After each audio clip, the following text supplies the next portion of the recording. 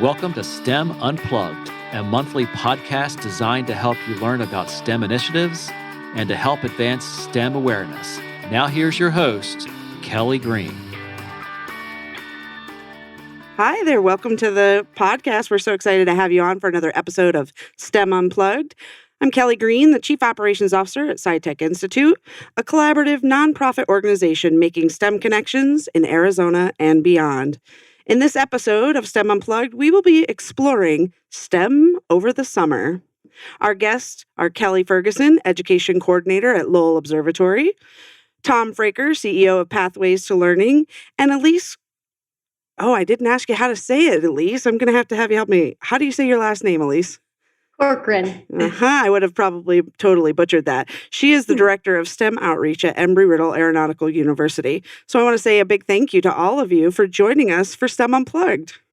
So Thanks for having us. Yeah, excited. So let's get right to the reason why, Claire, our new team member at SciTech Institute, invited you to come to the table, literally, figuratively, since we're a little bit socially distant, you're all up north. But we really want to connect to what's happening this summer. It is really actually time to unplug, move away from those computers, and experience hands-on STEM. But are we ready? And is it safe? But what are each of your organizations doing? So let's start with Kelly. I know the mission of the Lowell Observatory is to pursue the study of astronomy, conduct research, and maintain education programs for Arizona. But what's unique about Lowell's teaching methodologies? I've actually read about thermodynamics for preschoolers. Tell us more. I'm really glad you brought up thermodynamics for preschoolers. It is my favorite subject to teach. It's actually this month. May is our thermodynamics. And the concept is nothing is too big or too complex to teach children.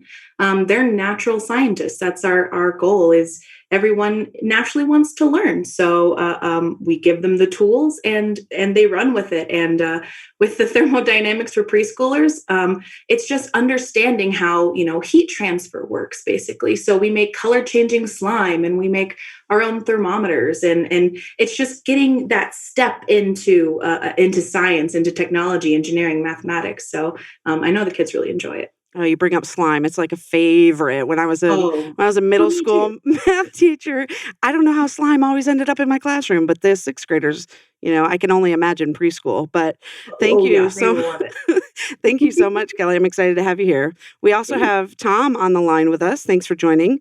Can you tell us a little bit about Pathways to Learning and how building a STEM identity is so important for all learners? Yeah, I think it's important. And unfortunately, in most camp settings, we don't have kids long enough to really move the needle on education in STEM.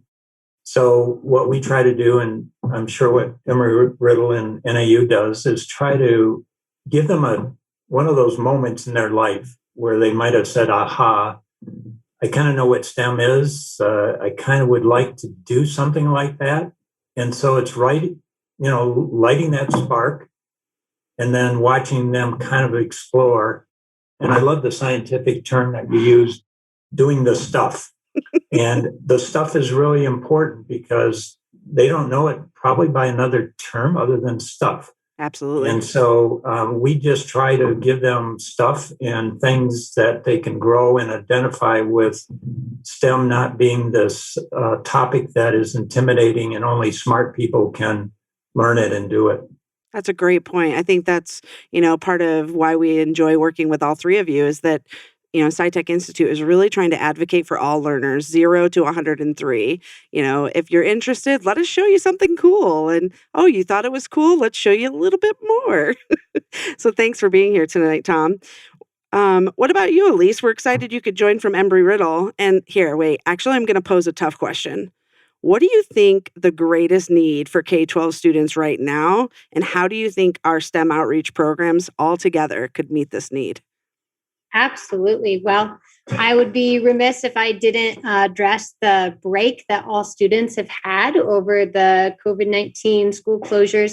And so I think when students are coming back into the classroom, a lot of teachers, maybe myself included in the past, would think, we have to hit the ground running. We have to worry about these standards and make sure we're really hitting the standards. We don't have time for the extra stuff, quote unquote, which STEM outreach teachers might lump that into the extra stuff. Again, stuff, big scientific word. The big stuff, the fun stuff, the slime. I would really counter that argument and say that STEM outreach, whether it's a summer program or whether it's a push-in program during the regular school year, or whether it's a field trip when teachers and students are able to do that again, that STEM outreach it provides a way, a modality for students to engage with these more complex STEM topics, whether it's technology or engineering or math. And to build off what Tom was saying, it gives them an opportunity to identify themselves as a scientist, to feel successful, engaging with more complex activities in this hands-on way where they can really relate with it and it makes sense to their own life because maybe it has a cool end result or it does something, it creates a change.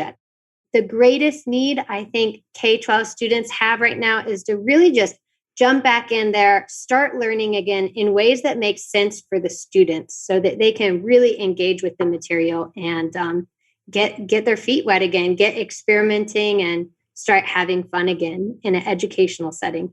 Yeah, I agree. What about you, Kelly, over at Lowell? Do you have any exciting things planned for this summer that you really want to, highlight, either plugged in or unplugged? We sure do. We have lots of stuff, and we also have lots of things planned for this summer. It's my new favorite. Stuff and things. So this summer, we're working with children aged or grades K through 9 and 10, and each grade will be learning something a little bit different.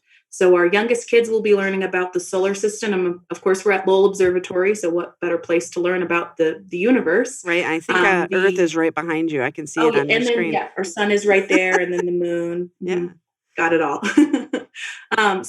This is actually one of the things we'd probably use, and you let the kids encourage their divergent thinking. So the next age group, we have the Milky Way, and we're going to learn about galaxies, and our kids' favorite topic, hands down, no questions asked, black holes. And we have a whole lesson dedicated to that because even though we have 45 minutes for, quote, lessons, that black holes lessons always goes extra long because it's just a really fascinating subject. And then as we get older, we do life on other worlds. So our final project will be sending a message out into space using a radio transmitter. And then our oldest kids will actually become junior astronomers, amateur astronomers. We teach them how to operate telescopes, how adults, grown-ups, whatever, do research, and kind of get them in the mood for science. And that's where we see a lot of our love really come out is our middle school students who get to do that, get to operate telescopes, get to tell stories about the sky. So that's what makes our camp so unique. I think it's really interesting that you talk about allowing them to interact with the telescopes, right? Or play with things, learning how to respect equipment that real scientists use is probably one of the best things that teachers can do for students is put it in front of them and say, look, this is important. This is the real tool. And let's explore, but be safe and cautious. But Tom, I think that kind of, delves into your camp setting as well, is that they're doing the real science. They're dipping those, items in the water at the lake and really experiencing it. But what's going on with Pathways to Learning this summer?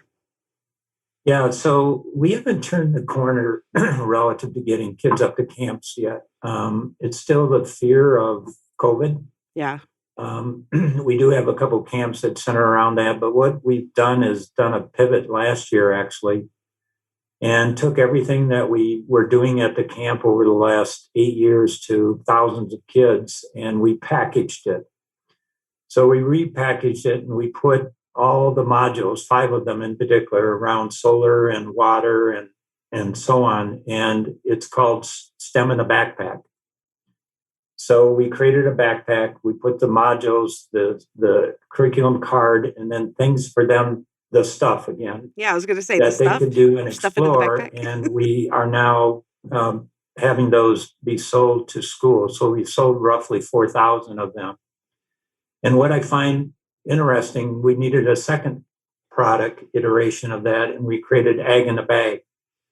And so now they're doing bee pollination and composting, which is, again, that is really stuff. And they're learning by that. And so we're delivering that now to schools for their summer programs.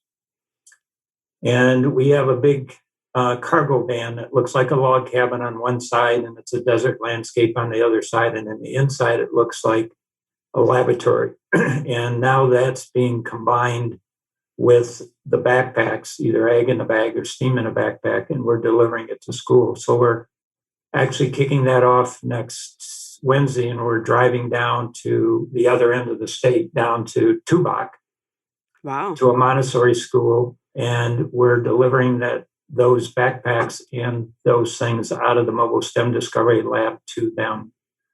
So our summer program is actually more in the city than it is at the camps, just because we're not over parents and schools certainly jumping into camps because of COVID. We feel that it'll all come back in the fall, but not right now. Yeah, that makes sense. I think the coolest part about the STEAM in a Backpack and the Ag in a Bag is really hands-on, right? Like, Yep. I think the, engaging learners, especially kinesthetic learners who want to touch it, feel it, experience it, it kind of goes back to the slime that Kelly was talking about. Why is that so important, Tom? What do you really see when you interact with educators and students that actually get to put their fingers in the stuff? So particularly the slime, or just in general sense? Well, you talked about Ag in a Bag, right? How many of you actually dug in the dirt? I grew up in, upstate New York. When we dig in the dirt, we would find worms. You don't really find a lot of worms here in Arizona. It's not the same. There's a couple side benefits that I find interesting about looking through a telescope or doing any of this stuff. It is really therapeutic. I mean, we are talking about STEM, and we're talking about pathways, and we're talking about having them create interest and identity. But I think in order for them to get into that mindset, there has to be a relaxation, a therapeutic, a calmness to something that in their classroom they would probably, stand away, not answer, not raise their hand.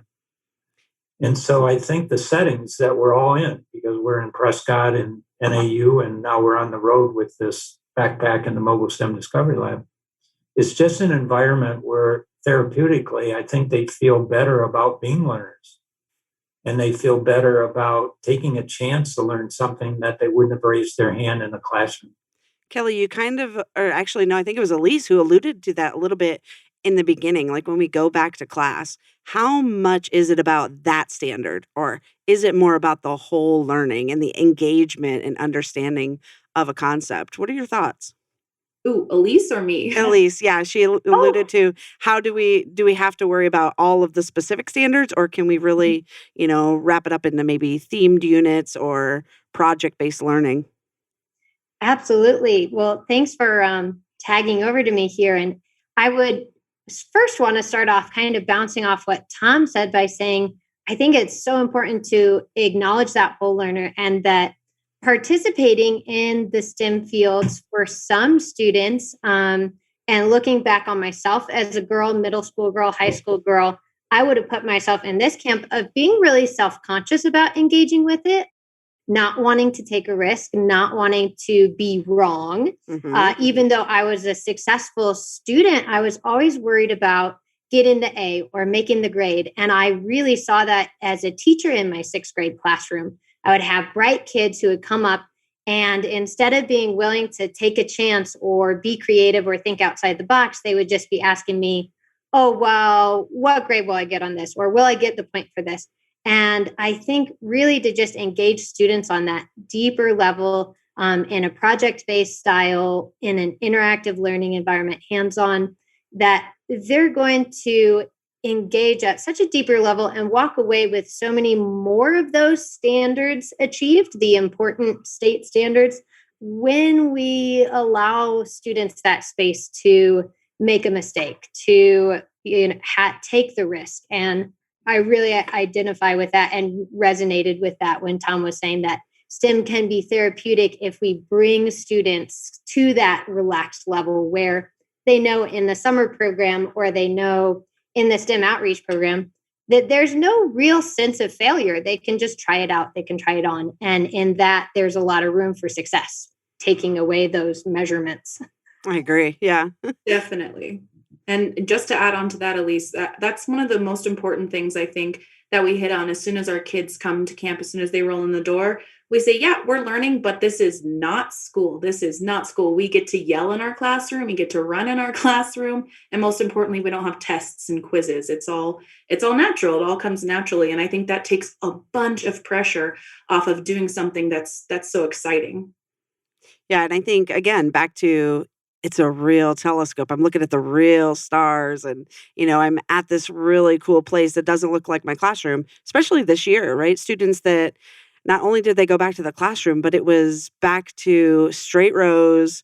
Now you're specifically all facing the front. You're not working in groups, where we had really accomplished quite a bit in many schools in Arizona where we were doing, like I mentioned, I used to teach sixth grade math. There was collaborative projects. Students were sitting in groups. They were, discussing ways to do algebra with manipulatives. Rather now they're, potentially having a device in front of them in the classroom while also watching the teacher instruct, both digitally and in person. Completely Hey, Kelly. different shift. Yeah. Well, first off, I can't imagine you teaching sixth grade math. Why? I was a great teacher. I think you have more excitement. That's why I was a great teacher for math. I had to make it fun. I'm sure. No. I'm sure you were, but I just can't imagine. I'll send you some pictures. I approve. I did want to raise one thing. So we have been teaching through an instructional design that we created through a consultant, and we use that. We light the spark, create the experience, do the identity, and how does it relate to the real world. And about 6 months ago, we were introduced to a professor at ASU, Steve Zeiker, and we partnered with him, and we came up with a teaching framework called Green Studio. And it's interesting because conceptually it ties everything together. And it's based on the fact that kids learn better in a green space, backyard, park, in Flagstaff, in the mountains, in a lot of this green space. But in order to do that, we first have to be and have them identify with their senses: touch, feel, smell, sight. And that does relax you, and that does cause you to want to explore. And then they explore. But the last thing that I would also challenge us all to do is, how do we continue that? Once they start a pathway, how do we build where they identify with something and then they amplify that? And so we're trying to, once they amplify their interest and identify with it, how do they connect to a hydrologist if it's around water? Or how do they connect to an astrophysicist if it's around space? So I think we're all doing the same thing, and we've just brought it down to this Green Studio teaching framework that we're introducing to all the outdoor education STEM that we're teaching. I think that's a great point, and that's definitely the benefit of being connected with SciTech Institute, and then of course the Arizona Technology Council, Arizona Commerce Authority, all of the businesses here in Arizona that want to prepare our future workforce now. And so they want you to talk to their engineers. They want you to reach out and talk to, the hydrologists. They're interested in getting the students connected, but also the adults, right? If you think about, some of our adult learners that, maybe they're in their, 18 to 24, still haven't really decided what they want to do. But even, people in my age, we won't say out loud, but there's some people that might want to experience something new, and STEM is a great pathway here in Arizona. We're growing rapidly and there's lots of opportunities. So that's a great point, Tom. If they want to meet that hydrologist, let's get them, now we can get them on a Zoom call much easier than driving them around town. But those companies are there. And I think that's the coolest part about getting to meet Elise, right? In connecting with Embry-Riddle up in Prescott, the idea of like, wow, we have students that are graduating and they're excited to go there. They've already signed up. They're headed to Embry-Riddle. Or when students go to Lowell, they're actually talking to, a real scientist who looks at the stars, right? Astronomers, astrologists, maybe an astrophysicist. I think that's all possible. Yeah. And you have those at your site, right, Kelly? And they want to talk to anybody who wants to listen. I've learned researchers want to share. They need to tell you what they know. That's our astronomers for you. We have amazing astronomers on staff. We also have some engineers, and then we do also work with Gore and have some of their engineers come through. So yeah, we have people who are in the field come in and come and teach. We also have amateur astronomers come through who are like, one of them was a high school biology teacher and he just did astronomy for fun. So he's like, you can still do astronomy and then do also whatever you want. Like astronomy, it can be a career. It doesn't have to be a career, but I did biology and then I was like, okay, I'm done with that, retired. I'm going to mingle and dabble in the stars a little bit. So I love when our amateur astronomers come up and visit our kids because they get to see, well, okay, even if I don't make it a career, I can still make it a huge part of my life. I think that was the coolest part about the Arizona SciTech Festival this year was this opportunity for me. I've only been with SciTech now this 3.5 years, but really getting to connect with all of the collaborators and identify who you know, right? You mentioned the amateur astronomers. Tucson has an entire group, and now they have the Black Star Chickawa site. I think it's how you say it, Chickawa. But they have these locations. Chiricahua, that's what it's called. See? But to actually meet up and, hey, let's have an astronomy night with a bunch of amateurs that I would say they're pro compared to me because these ginormous telescopes, and they're so incredible that, you're right. It doesn't have to be the paying job, but it could be. Who knows, right? Absolutely. And if not, it's just something for fun. You can do it for fun as a career. You can do it for fun as a hobby. That's why I like it. I loved Embry-Riddle too. They made straw rockets with us during festival, and we were joking about, okay, what do you guys do for real? But we had like a straw rocket pro give us a presentation during festival. I love that. But Kelly, I think the other important part is, even if you're doing this as a hobby, it's all about critical thinking. Absolutely. And my guess is, and STEM is obviously new to me and it wasn't around when I went to school or anything. But the reality of it is, if you're in business doing something, I'm sure if you do STEM and you're around that critical thinking, that is a great application to really do any business, to be an entrepreneur, be an artist, or whatever it might be. And I think even if kids don't go into it as an occupation, it can be something that they go into as a hobby.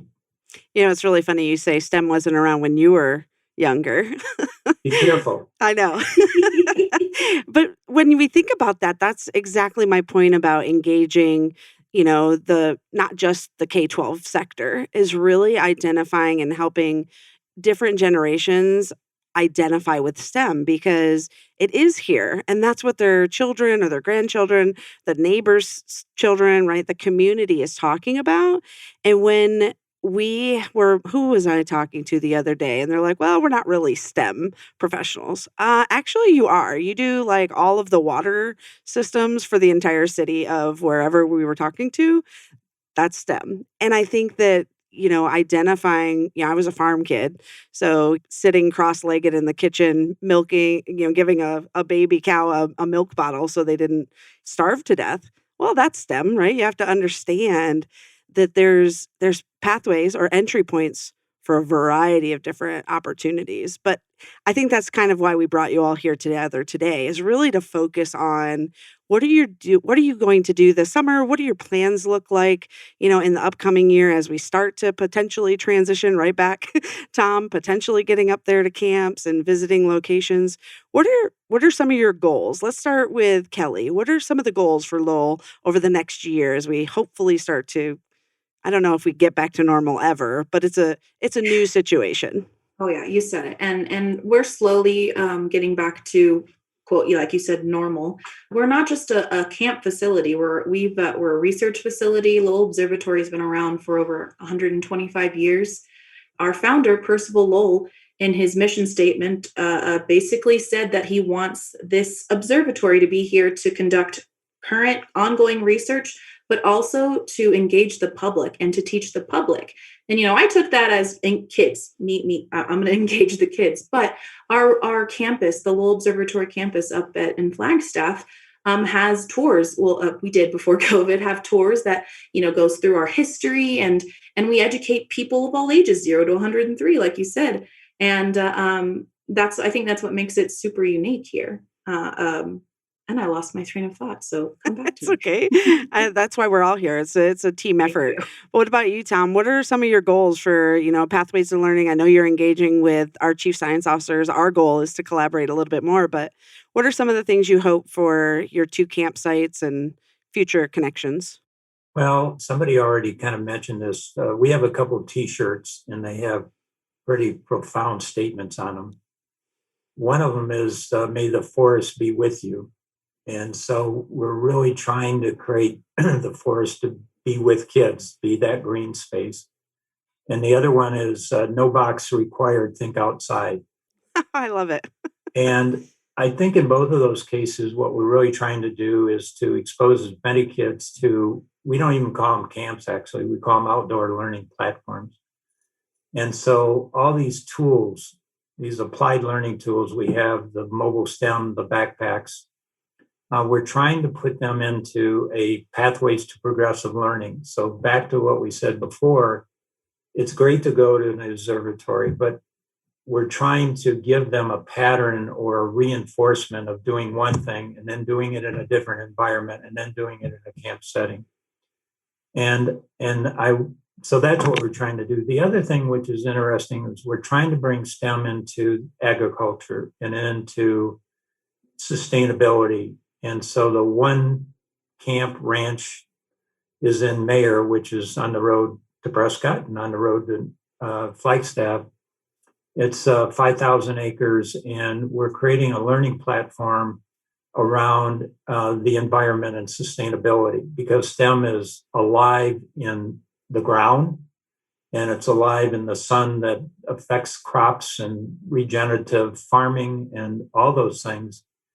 And so the climate crisis is around all of us, and that's actually going to be part of our program. So we're sticking with STEM, but we're kind of diluting STEM a little bit and putting it in other learning platforms and other things that are STEM, but they don't really know it when they're looking and they're feeling and having their hands in dirt and growing a crop or seeing the solar or the water impact agriculture.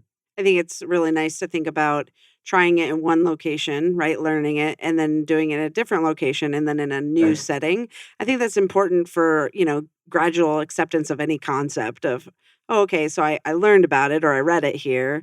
And then I actually made a plant. Well, not me. I kill all plants, unfortunately. So maybe I need some support there. But, planting a plant, I remember students in second grade saving their little milk cartons from the classroom and planting their seed and drawing the pictures. Well, I did it with my sixth grade math students to talk about measurement, and they were thrilled. I could not keep the potting soil. Like, they would bring 3 to 10 little milk cartons back of, can I plant another bean sprout? Like, oh my goodness. But anyway, I think that's a really good point, is that allowing that opportunity to do it in a safe space. And then potentially we could get these students to do community gardens and additional community impact projects. So I think that's great, Tom. What about you, Elise? What are some of your goals at Embry-Riddle? Absolutely. Well, right now we're still have a model that's a lot like Tom's. We're passing out at the public library in a limited capacity what we call STEM kits. They're little experiment kits. They have directions for how to create, like right now, it is slingshot airplanes, as you alluded to before. I knew it. But then it also has directions there on the scientific method, and it has additional supplies where students or participants, because the STEM kits is really for all ages, 0 to 103, it has enough for students to experiment with their own wing design. So that's how we're continuing with outreach right now. And it's been really great to see, whole families come up to the table in the library, chat with Embry-Riddle students. Right now, our monthly theme is aviation. So the visitors in the public library have a chance to talk with real pilots, which is exciting for little ones and also grandpas, so we really see the whole spectrum as we push out in the public in that small capacity, keeping the event small and people come into the table one by one. And then as we move hopefully into the fall when campus opens up again, I'm really hoping to expand the after school clubs here. Again, reaching people in various ways, reaching out to all the different learners. I'm hoping to expand off of our planetarium visits. So we have the Jim and Linda Lee Planetarium here. After visitors see the show, I really want to create a space where the Embry-Riddle students represent whichever college they are a part of, aviation, engineering, global security systems, or mathematics and physics and life sciences. And the students will run, again, these interactive, hands-on, project-based opportunities for people to engage at another level, not just watch the show, but have this interactive component to really solidify what they saw in another way after they are a visitor. And then one more thing I hope to do in the fall, whether we're virtual or in person. In the past, Embry-Riddle has partnered with the Philharmonic Orchestra here and the Prescott Unified School District to make something called Constellations to Compositions.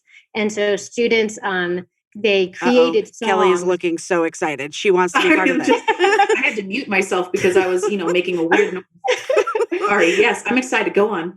So they created songs with the help of their teachers in this type of thematic curriculum unit to go with the different constellations. And then, unfortunately, due to COVID, the end show never happened, but the planetarium had planned to sell tickets to all of the public and have the students' songs play in the background while the constellations pass. Oh my goodness. Imagine if you brought a Lowell Observatory member to come be the keynote or like a VIP event. Oh my goodness. I love it. That's incredible. We have the Flagstaff Symphony Orchestra come and do some things with us sometimes, but it's never that cool. I'm gonna have to get them going on that. Well, we can all be friends, so let's collaborate. Okay, so we can collaborate together because at Chauncey Ranch, we have this massive property and we had an amphitheater and we can bring Embry-Riddle and NAU and we can have an orchestra and then we have the big sky. Oh that my. would be beautiful. Sounds like an incredible SciTech Festival event. There you go. Dark sky, perfect stargazing. That's such You heard it here first. Yeah, exactly. Let's call NASA. Let's, get some cool people to fly in and be like, oh my goodness, the Arizona night sky. That's why we want to do this show, right? Is, we call it STEM Unplugged. And the idea is really to get people connected and, think outside the box, right, Tom? No box required. And if we do work together, not only is it more fun, but imagine the reach that we would have, connecting all of our networks together and really getting them excited about this opportunity. Kelly, I think the other thing that you guys bring that's so important is we quite often forget the emphasis or the impact that parents can have on this, because the journey can be lonely if the youth, the child doesn't have support for this. And I think by offering SciTech events throughout the state, and they can be in Cottonwood or in Tubac, and they can go to events that big and small that the parents can go with them and they can see things and participate in things that they knew your youth were doing, but they didn't know much about it. And that being side by side doing that is even a greater emphasis for their well-being. Absolutely. And community identity too, of really celebrating that, all of you are up north, and the idea of Northern Arizona, let's get out of Phoenix for a little bit. But the idea of, did you even know this existed in your backyard? And, get out and explore Arizona. I think that's definitely one of the coolest part about living here now. I love that I grew up on a farm in Western New York, but there's something very special about Arizona and, the groups and the organizations that collaborate here. It's exciting. So And the whole reason I got into astronomy to begin with, I'm originally from Dallas, Texas, and there is no night sky in Dallas, Texas. It is there's nothing there. But I really liked space, and specifically, I loved Pluto. I thought it was super mysterious, and we didn't know anything about it, and I wanted to learn more. It wasn't until I moved to Flagstaff in 2014 that I even found out that Pluto was discovered at Lowell Observatory, like 100 yards from where I'm sitting right now. You guys did the whole I Love Pluto event during. I thought that was the cutest because there were so many individuals that adore Pluto. And Yeah. like there's a whole subculture there around not only planets, but Pluto. I thought that was pretty neat that you guys put that together. Well, we're getting close to the end of the show, but I definitely want to take, time to really share with our listeners that we want to encourage you to get involved in your STEM community.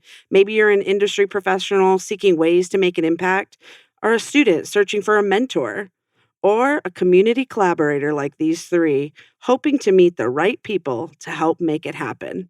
So, Kelly, what's one way or a few different ways that they could get in touch with you or Lowell Observatory? So the best way is our website, lowell.edu. That's Lowell. It's kind of a very fun word to say, but Lowell. But we have all of our opportunities. We have our summer camps there. We have special programs for schools.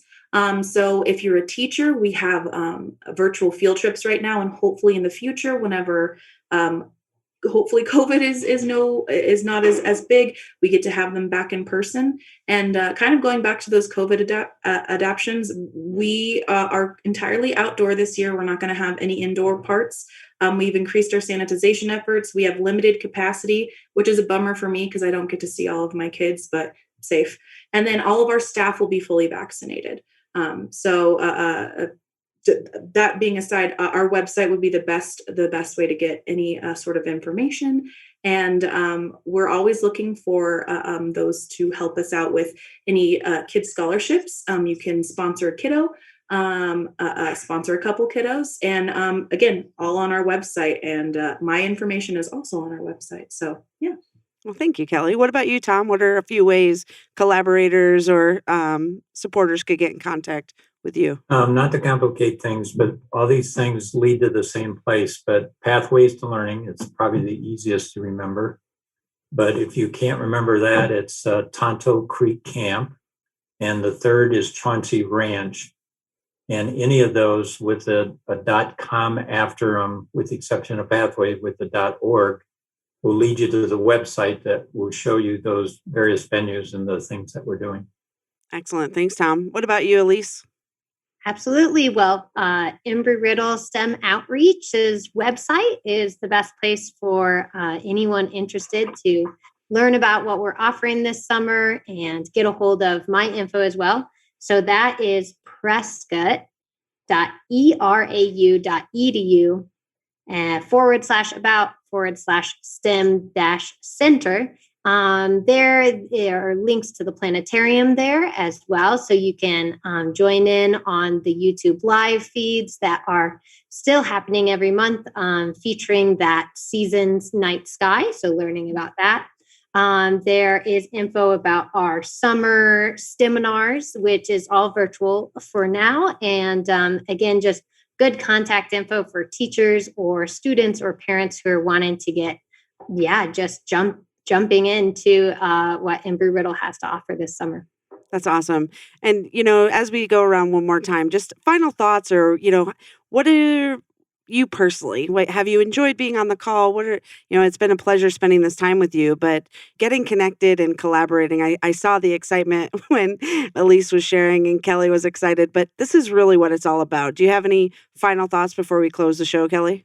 I just really enjoy being around people who kind of teach the same way that I do. It's formal science or formal learning, but in a completely informal setting. And I think that's what makes it so exciting and so alluring is that our philosophy of learning is all about discovery. It's child-centered, and it's great to be around community members who think the same way. Thanks, Kelly. What about you, Tom? I'm just going to leave it with an anecdotal story. I'll never forget this. So we do a lot of schools, and we do them in the school season, as in the school session season. And about 2 years ago, I was up at one of these outdoor learning platforms, and the bus had arrived, and the kids didn't want to go home only after 3 days.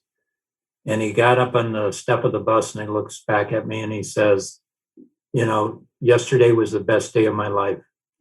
And it was because that was a STEM camp. It opened his eyes. And I found out a little bit more about him, but he wasn't a great student, but he was in an environment that he could do what we said over and over on this call. He could experiment, he could fail, and feel that he was a success. And that's what we're doing.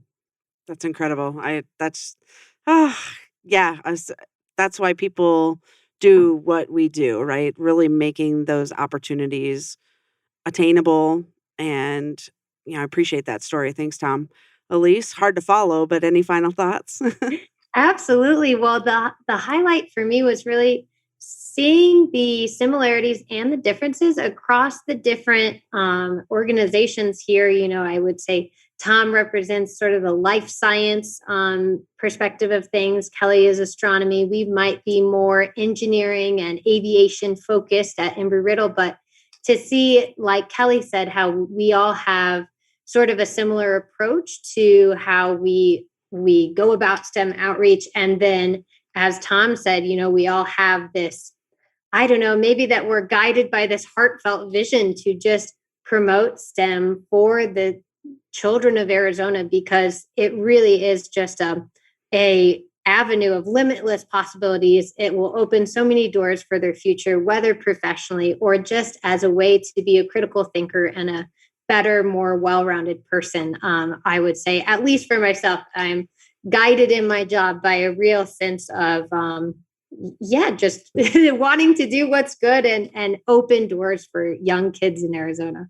That's incredible. I agree. I'm right there with you. And, Claire and I discussed about who do we invite, and, with the guidance of Karen from BRX, like really thinking about how do we structure the conversation, but allow for these moments. And I think that's the coolest part about what I've learned from hosting a show with Karen and, inviting Claire now to be at SciTech Institute and really get to foster these collaborations. That's what we want to continue to do at SciTech. And we just truly appreciate all of you for being on the show with us tonight. And we'll, like I said, share it out. And maybe we come back again in a few months and celebrate what happened. And maybe you present at our STEM Summit and say, we had this conversation, and look, we're actually going to do that music event at Chauncey. We're doing it. I don't know if you guys are up, but mark your calendar. Yeah, so down. Yeah, so in. All right, cool. Tom, we'll set the dates. You can book the amphitheater, and we can ride horses at the same time. Oh my goodness! Now it's getting out of control. Well, we want to thank you for joining us for this episode of STEM Unplugged, STEM over the summer. We appreciate Kelly, Tom, and Elise for being on the show. If you would like more information, contact us at scitechinstitute.org. This is your host, Kelly Green, and we would be glad to discuss how you can get connected. Thank you for joining us for this episode of STEM Unplugged. We encourage you to get involved in the STEM community and stay connected at scitechinstitute.org.